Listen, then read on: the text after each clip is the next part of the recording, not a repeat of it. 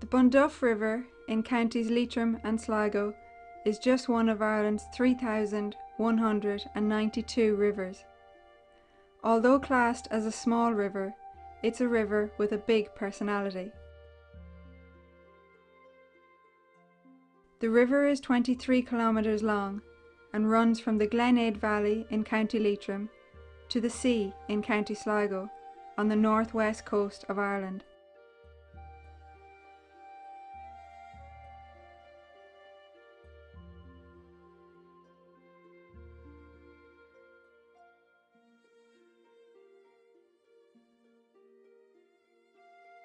Draining the Dartry Mountains, its source, the river begins its journey high up in the Glenade Valley, just south of Eagle's Rock. It follows a well-carved path through pine forest and is fed by a multiple of smaller streams along its way. Fossils dating back millions of years can be seen in the crystal clear water of the river. The river meanders through open countryside before eventually making its way down to the sea.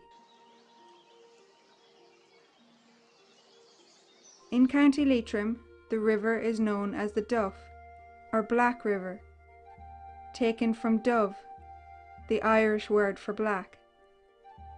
In County Sligo, the name changes to the Bunduff River, where the word bun is added, Irish for the river's end or base. It's a spate river, which is largely rain-fed, fast-flowing, fast-rising and fast-falling depending on the weather. At Drynahan, just beyond Brocky Bridge, the river is joined by its main contributor, the Ballintrillick River, flowing out of the Horseshoe Pass in County Sligo. In places, the river forms a border between counties Leitrim and Sligo.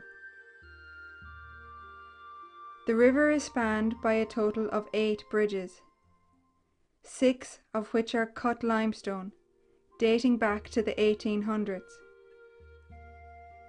They range from a singled arch bridge close to its source to an impressive 7-arched bridge at Tawley in County Leitrim. Mary's Bridge, with its name plaque recording its date of construction in 1817, boasts 7 arches of random coursed limestone. It's mentioned by the National Inventory of Architectural Heritage as notable for the particularly high quality of stonework and not typically found on a small bridge in a rural setting. The river passes under its 8th and final bridge on the N15 Sligo to Donegal Road before entering the sea at Greela in County Sligo.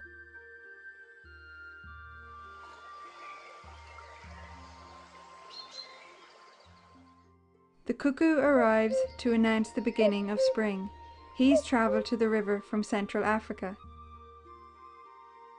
Bluebells are another reminder that spring is in the air.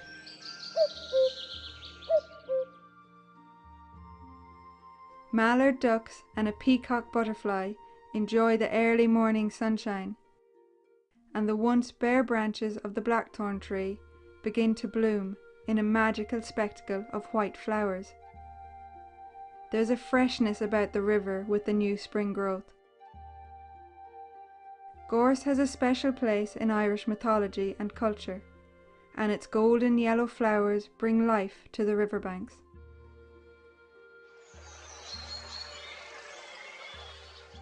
Summer is a very important season on the river. Peaceful waters reflect the lush growth on its riverbanks.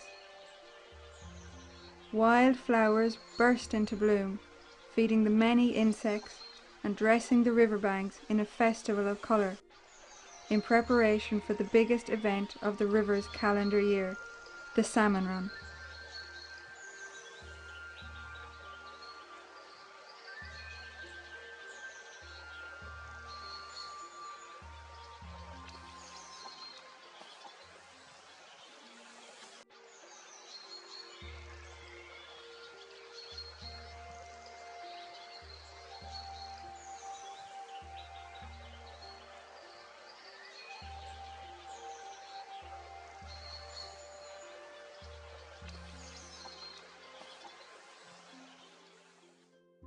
Atlantic salmon have been migrating here for thousands of years, from their rich feeding grounds between the Norwegian Sea and the North Atlantic Ocean. After travelling up to 3,000 kilometres across the Atlantic Ocean, they find their river of birth on the northwest coast of Ireland, using their smell and the Earth's magnetic fields. They lie in deep pools and wait for the first of the summer's downpours, which will cause the Spate River to flood.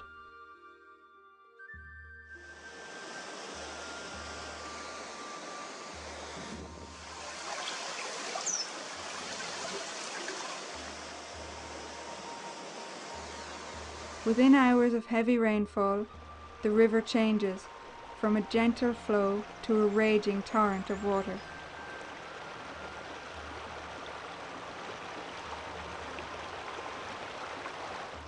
The combination of a full moon and a high spring tide make for ideal conditions to begin the run. This deluge is just what the salmon need to begin their run upriver. Using stored up energy in their bodies and the standing wave of the waterfall to propel them, the salmon begin what seems like an impossible task, to leap the falls. Atlantic salmon's bodies are designed for quick, short bursts of energy. They can jump up to 3.5 meters, resting their tired bodies between jumps. Their sheer determination and compulsion to breed will drive them on no matter what. Some of the older and wiser fish will make it on the first attempt, but a poorly judged leap can sometimes leave them battered and bruised. Even the smallest fish are willing to take on the biggest of challenges. Some lesser falls and rapids further upriver have still to be negotiated. Fatigue and exhaustion at this stage of the run is evident to see.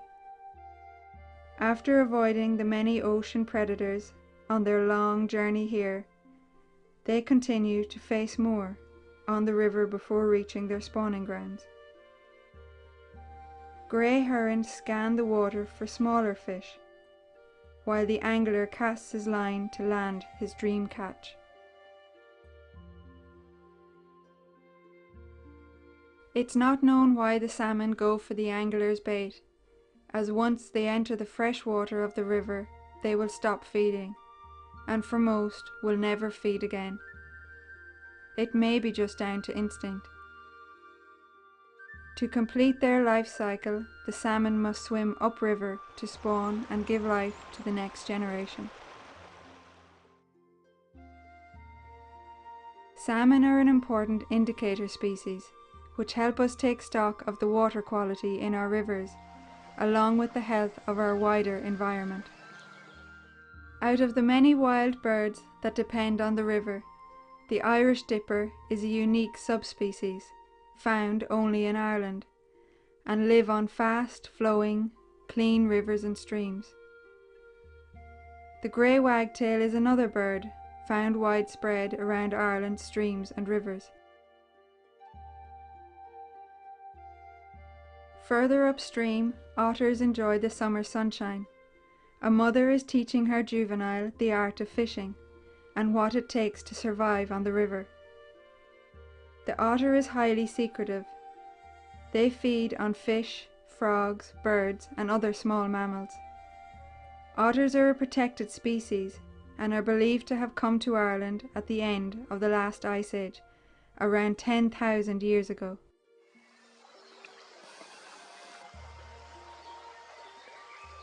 In late August, a red admiral, a painted lady, and a peacock butterfly feast on the last of the summer's bounties.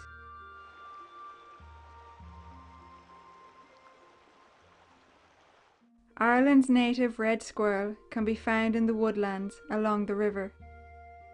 They nest in drays built of sticks and foliage, and spend most of their time foraging in the tree canopies. They can live for up to 6 years, and feed on seeds, nuts, fungi, fruit and buds when available. The red squirrel population is on the increase, due to the rise in numbers of the pine martens, who chase away the grey squirrel.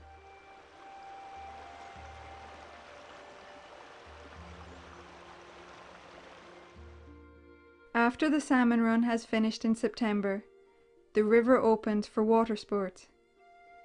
Gorge walkers test their skills on the fast-flowing water and enjoy a dive in the many deep pools.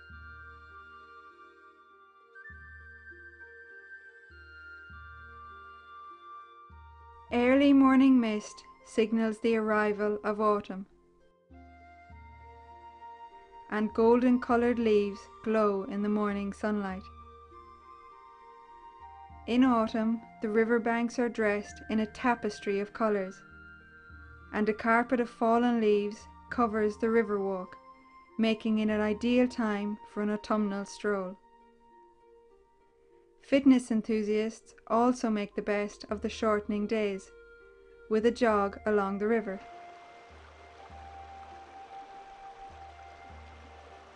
The Bunduff is a Grade 3 river for kayaking, with a run of about 800 metres of quick drops down to a 3.5 to 4 metre waterfall.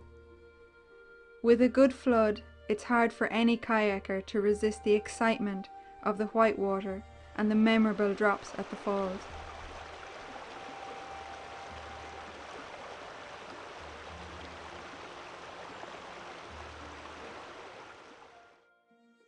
Red deer are Ireland's largest land mammals and is the only species of deer that is considered native to Ireland.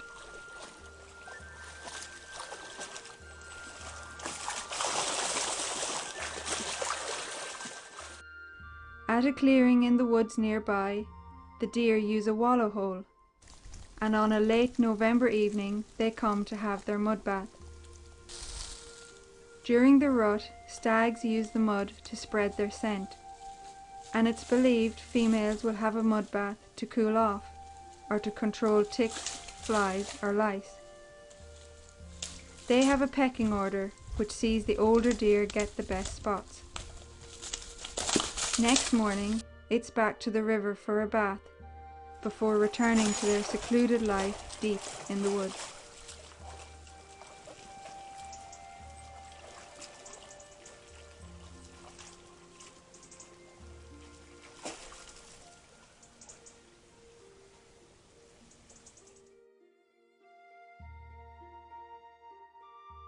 Each year, around the 20th of December, the salmon who have successfully made it upriver will gather to mate.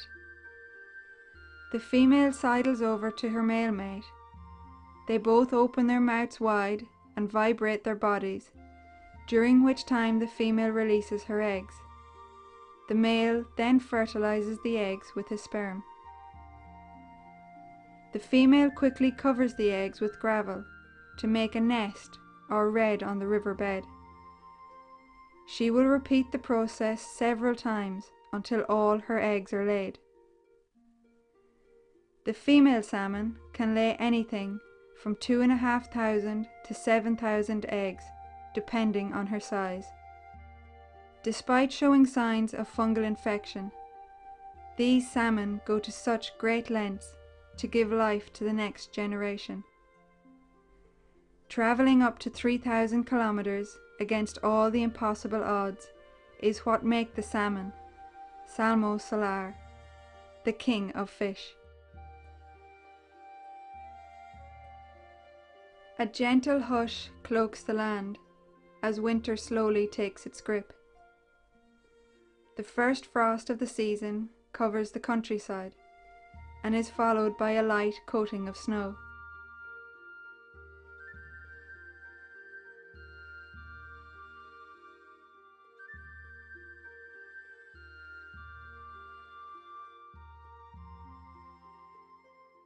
The rivers of Ireland are part of us all. They bring peace and tranquility to our lives and inspire us with their natural beauty and abundance of wildlife. Perhaps we can learn a valuable lesson from the salmon, that with commitment and determination we can protect this precious, life-giving source, our rivers, for our next generation.